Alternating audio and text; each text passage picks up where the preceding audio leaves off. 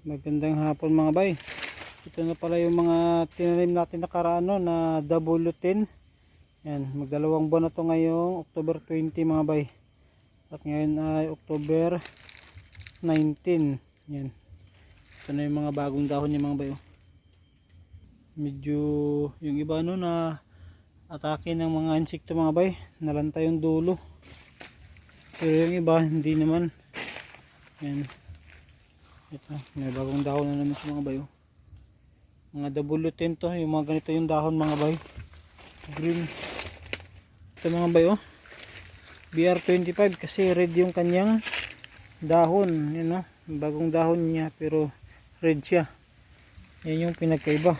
Malalaman mo talaga mga bay na BR25 kasi yung kasama niya na tinanim natin ito W10 green talaga yung kanyang dahon.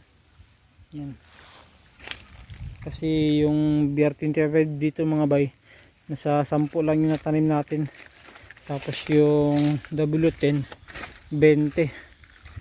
Yan ito. W10 to siya mga bay. Tapos yun pa.